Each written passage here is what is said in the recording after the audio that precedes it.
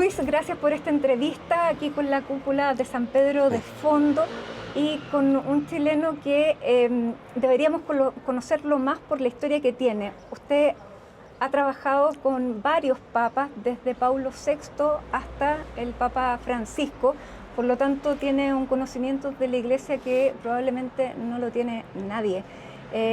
Y trabajó durante 40 años en Radio Vaticana.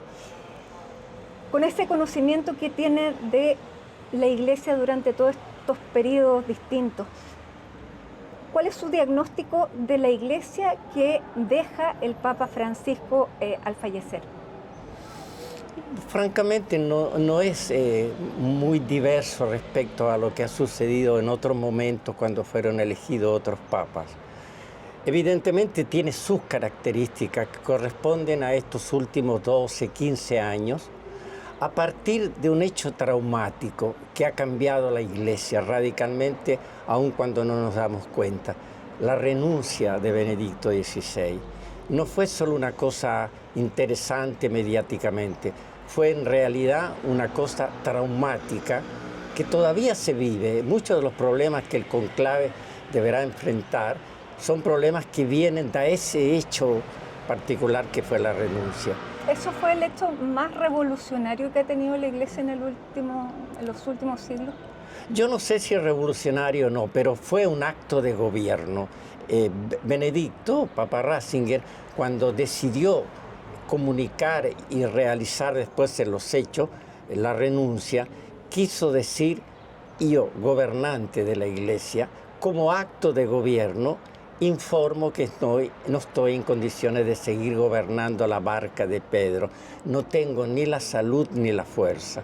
Y en ese pequeño hecho que él anuncia con anticipación y que después se lleva a los hechos, me parece que al final de febrero del 2013, él está dando un mensaje en primer lugar a la Iglesia. Es como que él hubiera dicho desde el punto de vista del lenguaje de un padre: no estamos bien.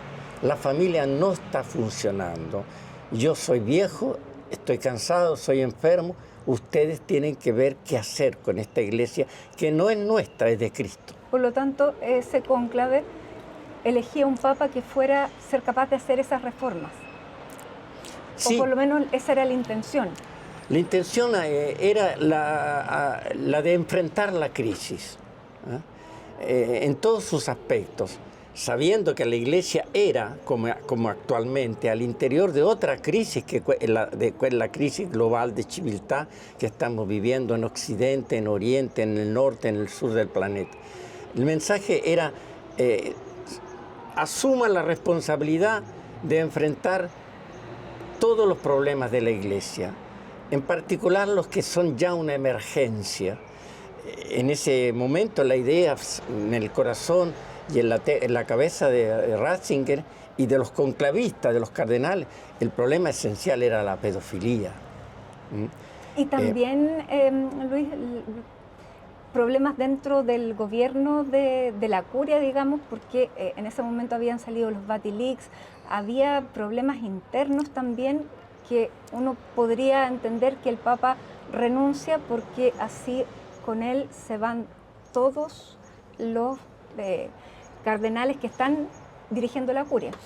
Sí, en la cabeza de Ratzinger, como la de los demás también, solo que hablamos de Ratzinger porque él era el Papa que había decidido renunciar, se vivían al mismo tiempo muchos problemas, algunos más mediáticos, más espectaculares, otros menos, pero igualmente graves. Habíamos dicho la pedofilia, la corrupción, había corrupción y sigue habiendo. No es que la lucha contra la corrupción, el uso de las instituciones financieras del Vaticano de parte de la mafia, de parte del narcotráfico, a través de personas terceras con nombres desconocidos, ha sido una gran lucha, por ejemplo, que ha hecho Francisco, que no ha completado, que por otra parte no conocemos también, porque el Papa mantuvo en Francisco mucha reserva en determinados movimientos. Sé que los cardenales en este periodo pre-conclave, entre las preguntas que están haciendo, son las que se refieren a este aspecto, ¿no? A la institucionalidad económico-financiaria del Vaticano, de la Santa Sede, del Estado-Ciudad del Vaticano, que son cuestiones distintas. Y se han ido preguntando también sobre otros problemas, como estos acuerdos secretos con la China. ¿Por qué secretos? ¿En qué cosa consisten? ¿Tenemos derecho nosotros, cardenales del conclave, a conocer estos acuerdos? Vamos a hablar de eso, pero antes, los cardenales el 2013 se reunieron en este cónclave y además, inspirados por el discurso que dio en ese entonces el cardenal Bergoglio en las congregaciones, lo eligen a él. ¿Usted cree que él pudo llevar a cabo las reformas que se necesitaban o dejarlas encaminadas, en proceso? Si usamos lo que están diciendo en estos días, en la televisión, en los periódicos, en la radio, amigos más cercanos a Papa Bergoglio, si usamos eso, no hizo las reformas. Porque uno de sus colaboradores más cercanos, jesuita, padre Spadaro, que tiene una cierta fama mundial, ha dicho 24 horas atrás, y lo ha repetido hoy día, que el Papa diseñó las reformas, las intuyó, las vio en la perspectiva del futuro.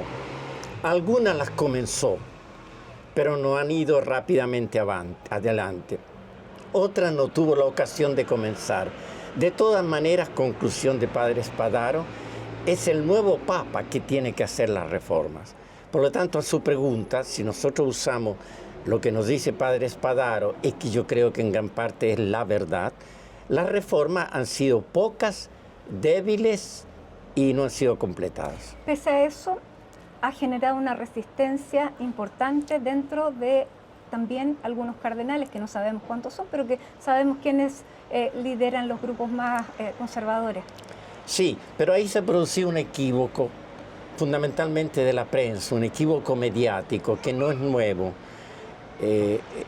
Efectivamente, Bergoglio ha tenido una fuerte oposición, siempre, desde el inicio, cuando en particular a un tipo de católicos norteamericanos no les gustó que fuera latinoamericano, jesuita, el nuevo Papa. Ahí comienzan los problemas. A algunos incluso no les gustó que fuera argentino. Ahí comienzan los problemas. Pero el equívoco mediático es que la oposición a Bergoglio, que viene de direcciones completamente distintas, se va radicalmente concentrando en el hecho, no de las reformas, que todavía no la había hecho, no la había ni siquiera pensado, en las cosas que va diciendo, que dice. Un ejemplo, porque es radical, fundamental: ¿quién soy yo para enjuiciar a una persona gay? Que provocó una revolución planetaria, ¿no? Y que hasta el día de hoy sigue siendo leído como una reforma del Papa, cosa absolutamente falsa. Él se limitó a decir una frase de sentido común, a la que no siguió ninguna reforma. Pero hubo un permiso para que los sacerdotes pudieran bendecir a parejas homosexuales. No, el mismo Papa lo ha explicado antes de morir diversas veces. No era el equivalente a una bendición del tipo que nosotros los católicos, los cristianos, estamos acostumbrados a recibir. Era un desear el bien. En cambio, la bendición de un matrimonio, la bendición en un bautismo, la bendición en un sacramento es otra cosa. No, el mismo Papa lo aclaró. Incluso hicieron algunas correcciones al texto. No, lo que quiero decir, ¿dónde está el equívoco? Que bastaba que el Papa dijera una cosa para que la prensa lo transformara en reforma. Y de hecho, una verdadera reforma de Bergoglio es que dijo: no más apoyo a la pena de muerte, y al día siguiente cambió el texto del catequismo, del libro del catequismo de nosotros católicos. Todas las otras cosas que dijo, el sacerdocio femenino, los diáconos que pueden, los sacerdotes casados que pueden ser... los casados que pueden convertirse en sacerdotes. Exacto, la diaconía femenina. etcétera, etcétera. Son todos deseos del Santo Padre, inquietudes, querer anticipar cosas importantes con las cuales la Iglesia se tendrá que medir, confrontar. ¿Y qué es lo que sí logró hacer? Logró hacer, en primer lugar, crear un clima de opinión pública de mayor simpatía a la Iglesia.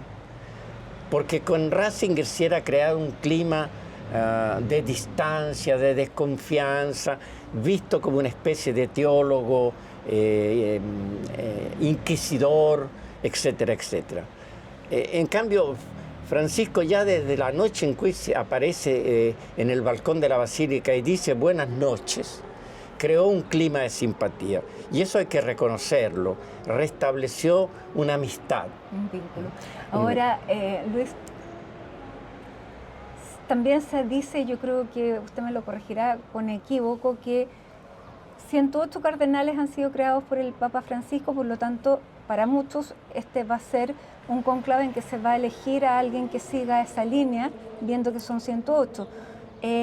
Pero la historia dice que no es así, que por el contrario, cuando se elige al sucesor, muchas veces viene una persona que es muy distinta, casi, no sé si diría si lo opuesto. ¿Qué es lo que espera usted del próximo cónclave? No, lo que yo espero no tiene mucha importancia, pero la pregunta suya es muy importante, muy interesante. Y la primera respuesta es muy simple. A un colegio de cardenales bergogliano, en mayoría, pero no corresponde automáticamente un conclave bergogliano. Sobre todo si el Papa murió. En el momento en que el Papa muere, todos los que han sido creados cardenales de ese Papa adquieren una autonomía, una libertad, no tienen necesidad de fidelidad, de adhesión, porque la autoridad papal ya no existe, la que a ellos les ha permitido. Por lo tanto, hoy como vemos en Roma en estos días, muchos cardenales que tienen fama de ser bergoglianos, están dando opiniones muy distintas a las que daba el Papa.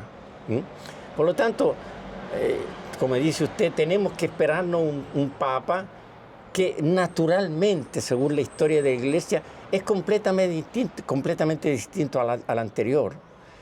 Responde a otros mecanismos psicológicos, a otros momentos de la historia. Y yo considero que es muy probable que si ha elegido Papa, un cardenal al cual no se le podrá aplicar el raciocinio, viene a realizar la herencia de Bergoglio. Los papas no dejan herencia, no dejan herencia. Los papas gobiernan y responden por el periodo histórico que tuvieron que gobernar.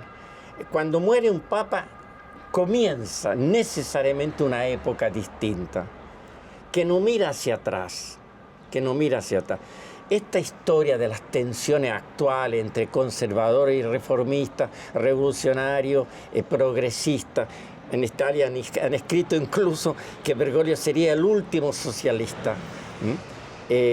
No, son deliciosas, pero para la prensa.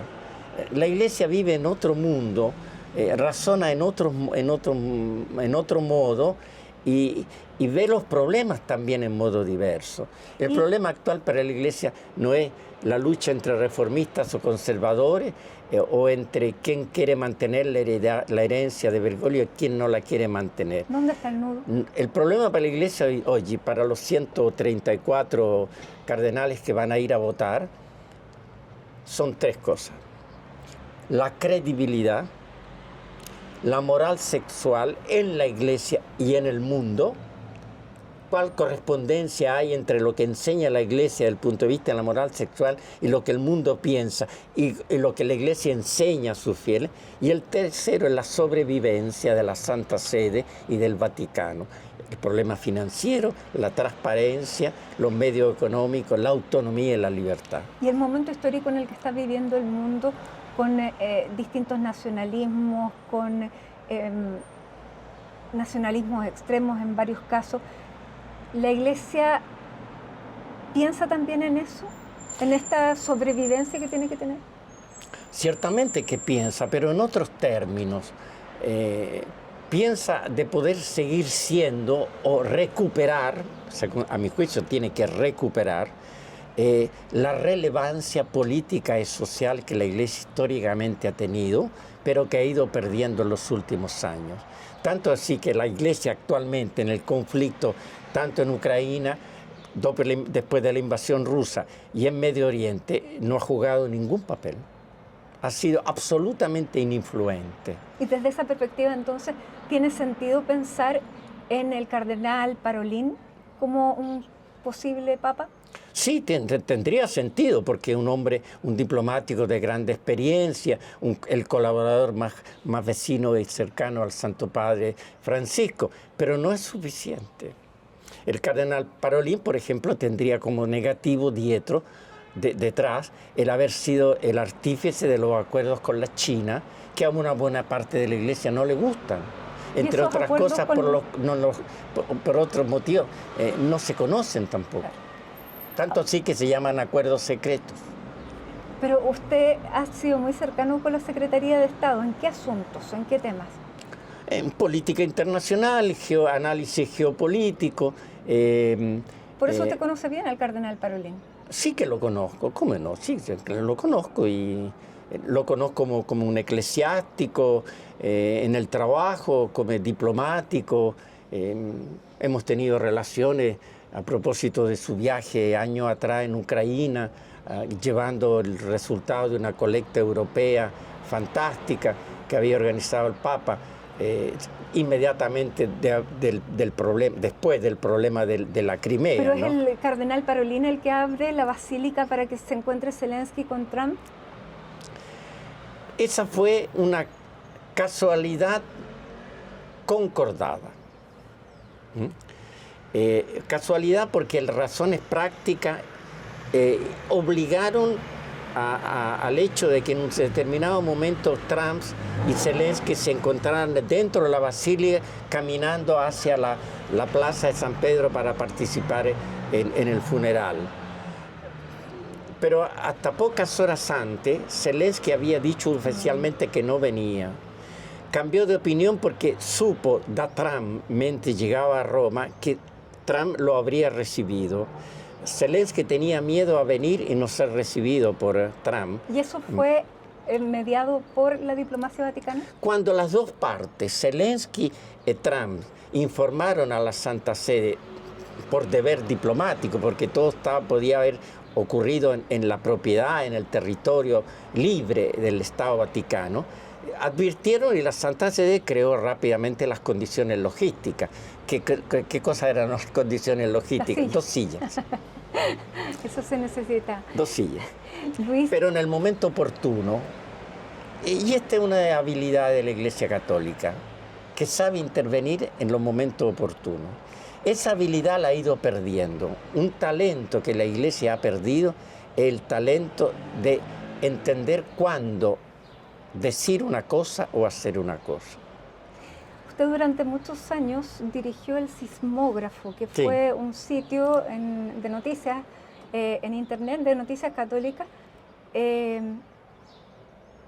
era muy libre, muy crítico, y eso la Iglesia lo permitió. Sí.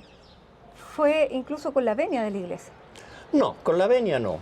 La Iglesia fue, Papa Ratzinger, fue personalmente informado por mí. Le conté la idea, le gustó, le dije que yo no le pedía ni autorización ni una opinión, que lo quería solamente informar, porque la idea nacía de una carta que él había escrito. Él había tenido el problema con el obispo lefebriano Williamson, que estaba dando vuelta a través de un filmato en el cual este obispo, que era un lefebriano comunicado, negaba la existencia del Holocausto. Y en el momento en que este obispo decía esta cosa, el Papa Ratzinger estaba terminando un decreto con el cual quitaba la excomunión a los 4 obispos lefebrianos. fuimos nosotros, el sismógrafo, que descubrió en la red la existencia de este filmato y le entregamos una copia a la Secretaría de Estado a través de las autoridades que se ocupaban de las cuestiones de prensa. Esta entrevista de la televisión sueca a Williamson se detuvo en la oficina del cardenal secretario de Estado en ese momento, que era Bertone. Ratzinger no la conoció. Fue informado de la existencia de esta entrevista con retardo, con culpevole retardo, cuando él ya había hecho publicar el decreto que ponía término a la excomunión, incluido este que negaba el holocausto. Se levantó una enorme ondada de críticas contra Ratzinger. Ratzinger escribió una carta a todos los católicos del mundo. En una parte de la carta, Ratzinger dice: si nosotros, Iglesia, hubiéramos estado atentos a la información que circula en Internet, no habríamos cometido este error. O sea, yo no habría afirmado que le sacara la excomunión. Lo dice claramente. En ese momento nos viene la idea, a mí y a otro amigo, de crear nosotros un sitio creíble, autorevole, como se dice en italiano, para darle a la Iglesia la información que la Iglesia se negaba a buscar. En los computers del Vaticano actualmente, si tú lo usas y metes la palabra pedofilia, o metes la palabra sexo, o metes la palabra X, te puedes imaginar cuál, los computers se bloquean. Paradojalmente, la Santa Sede, que debería ser informada al detalle, al minuto, sobre todo, tiene filtros en sus computers. ¿Y ahí cómo lo hace a ojos cerrados? No te puede. Cuando yo comencé a trabajar en el sismógrafo, ya estaba trabajando en un monitoraje que entregaba a determinadas personas, desde el Papa a otras autoridades. Y tenía que trabajar en mi casa, venía en este lugar donde estamos en este momento. Yo venía a trabajar aquí. Porque allá yo cuando metía la palabra pedofilia, para poder buscar, informar, verificar, los computers no trabajaban, no permitían entrar. Entonces le dijimos a Papa Ratzinger: si queremos hacer esto, nosotros podemos ayudar en modo autónomo, independiente. Si nos va bien a nosotros, si nos va mal, nos va a Queremos que sea gratis, queremos que sea transparente y que cuente la verdad, porque se ama la Iglesia con la verdad, no con la mentira. Tremenda historia. Luis, se nos queda poco tiempo de entrevista, ya conversaremos más después, pero se espera un cónclave difícil, largo. ¿Cómo lo ve? Porque estos cardenales tampoco se han podido conocer, o ahora se están conociendo. Eso es parcialmente verdadero, porque estos cardenales, sí, no es que no se conozcan entre ellos, no se encuentran por mucho tiempo entre ellos. La mayoría se encuentran por la primera vez, porque Papa Bergoglio no los quiso hacer venir a Roma, no han venido nunca. Pero se conocen, se intercambian email, conversaciones WhatsApp. Una newsletter que yo hago una vez a la semana circula en todos los cardenales del mundo. ¿Todavía? Todavía. Todos los sábados yo la mando y llega a todos los cardenales del mundo. Porque con los medios de comunicación que tenemos hoy día no se puede decir que no se conocen. No se frecuentaban, no se habían encontrado. ¿Y eso hace prever un cónclave largo, corto, difícil? No, que sea largo o corto depende si la Iglesia ha logrado en estos días identificar uno que tenga o corresponda al identikit de lo que quiere la Iglesia en este momento. La historia, que si va a ser italiano, si va a ser ungherese, si va a ser español, sí, tiene una notable importancia, pero lo que es interesante para poder imaginar es que la Iglesia tiene que tener ya de aquí al martes más o menos el identikit del hombre que ella necesita de aquí a 10 años. tiene que pensar un periodo histórico de 10, de 15 años, en el cual se debe incluir, como usted ha recordado, el problema del populismo, de la caída de la calidad política de los políticos, de la calidad cultural, de la crisis de otras religiones, del problema del ecumenismo con los rusos, con el patriarca Cirilo, etcétera, etcétera. Eso es lo que está buscando la Iglesia, está buscando el identikit del hombre del momento. Yo creo que lo está encontrando rápidamente. Por esta razón me imagino que va a ser relativamente corto, Bergoglio 36 horas, me recuerdo que Ratzinger se necesitaron 30 horas más o menos. Yo creo que este conclave puede elegir un papa en máximo 48 horas, máximo. O sea, debiéramos tener a fines de esta semana un papa. Domingo yo creo que tenemos papa. El domingo después del 7, que no recuerdo qué cosa es, ya va a haber un papa ya. Sí, y nosotros vamos a volver a conversar. Luis Badilla, muchísimas gracias por esta conversación abierta con CNN Chile. Muchas gracias. Me perdone una cosa, mi español, lo he olvidado mucho. No lo he olvidado para nada. Algunos términos itañolos, pero eso tiene que ver con los 53 años que vivo acá. Sí. Y a ustedes muchísimas gracias también por acompañarnos en esta entrevista CNN Chile. Sigan en nuestra sintonía. Muchas gracias.